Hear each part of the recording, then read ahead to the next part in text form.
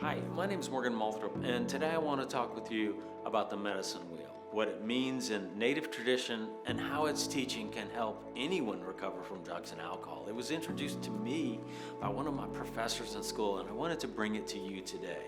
Now, clearly you don't have to be Native American for the medicine wheel to guide your healing. The teaching is for all human beings because all human beings need balance. Now, the medicine wheel is one of the oldest healing symbols used by tribes across North America. Different nations have different versions, but the meaning is universal. Balance, connection, wholeness. The circle represents life itself, no beginning, no end.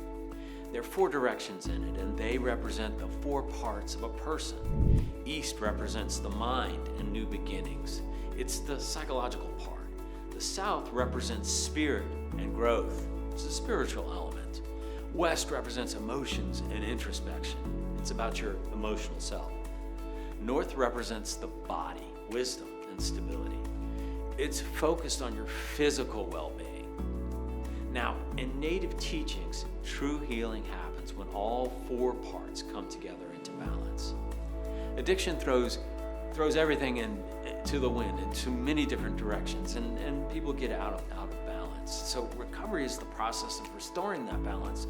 When a person struggles with addiction, they often focus on just one part of themselves, usually the body or the cravings. You hear that a lot when people come in here. They want their medicine because they're feeling feelings that they don't have.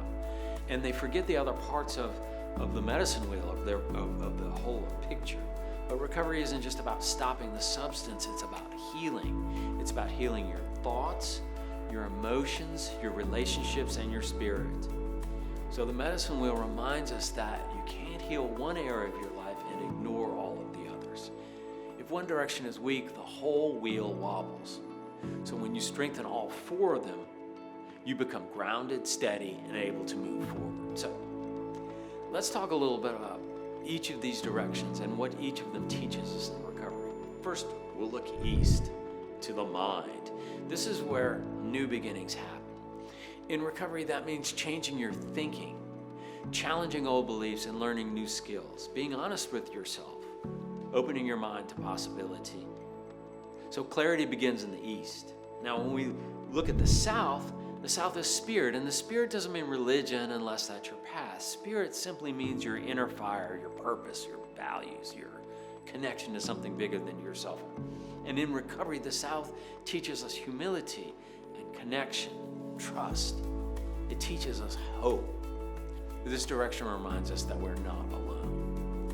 Now, when we look west, young man. West is the emotions, and in the west, the sun goes down. So we turn inward. This is where grief, trauma, shame, and fear live.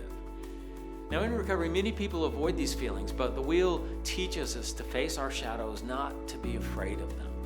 So healing begins when we say, I'm hurting, and it's okay to feel this way. Now when we look north, that's the body. The north is a direction of winter, strength and wisdom, and it teaches us to take care of our physical self.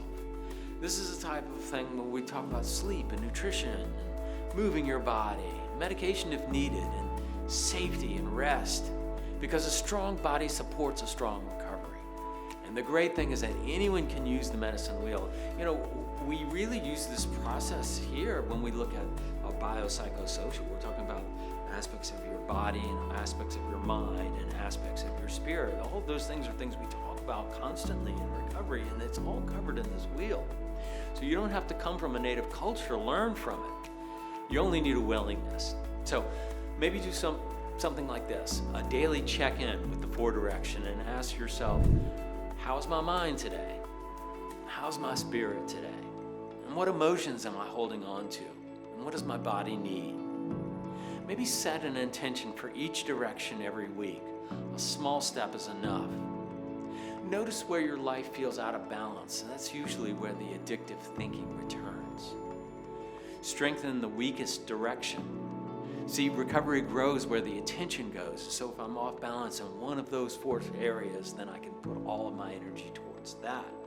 The wheel works because it reminds us of something simple and true. You're more than your addiction. You're a whole person, mind, body, emotion, and spirit. And when all four are taken care of, the cravings ease, the shame lifts, and the path becomes clearer. Balance is medicine. Connection is medicine. You are medicine. So, I invite you to think about your own life. Which direction of the wheel feels strongest for you right now? And which direction needs the most attention? Your healing starts with that awareness. So, I'd like to thank you for listening, and thank you for walking your path of recovery with me and walking it with courage. Thank you so much for spending your time. I hope you have a wonderful time here at your IOP.